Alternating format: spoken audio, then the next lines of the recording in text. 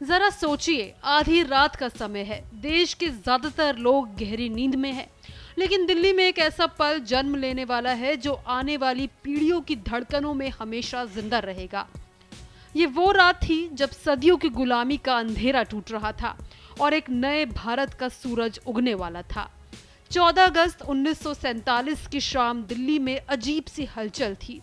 एक तरफ आजादी का जोश था तो दूसरी तरफ बंटवारे का दर्द और हिंसा की चिंता भी। करीब 200 साल की गुलामी के बाद ये दिन आया था, इसलिए हर पल के साथ दिल की धड़कनें तेज हो रही थी।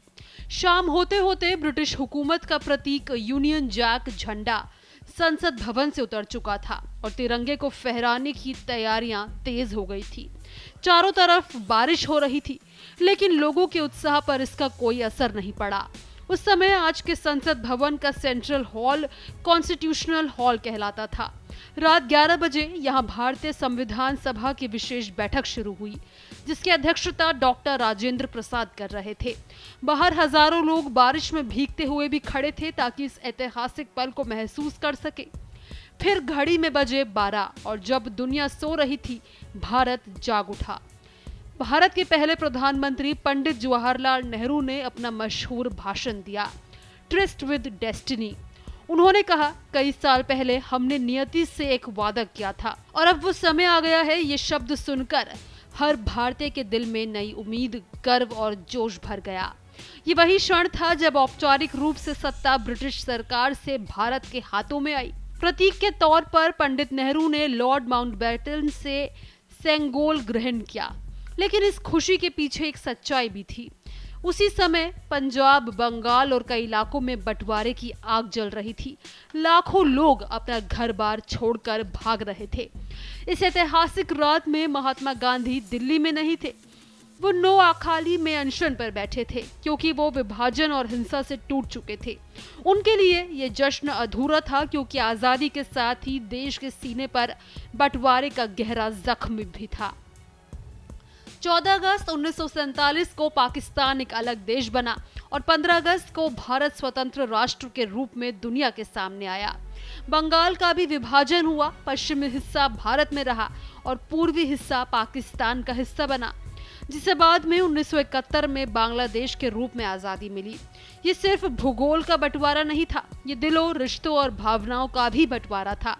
लाखों परिवार टूट गए, लाखों जिंदगियां उजड़ गई। अक्सर सवाल उठता है, आखिर आधी रात को ही आजादी क्यों मिली? इसके पीछे 3 मुख्य कारण बताए जाते हैं। सबसे पहला कारण था दंगे और हिंसा का डर।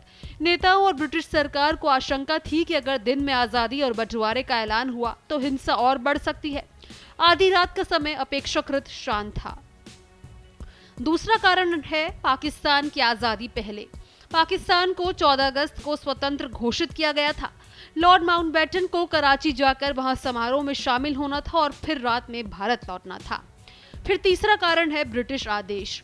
ब्रिटिश संसद के फैसले के मुताबिक भारत और पाकिस्तान दोनों को 15 अगस्त की 0 आवर यानी आधी रात को स्वतंत्र माना जाना था, इसलिए दिल्ली में यही समय चुना गया।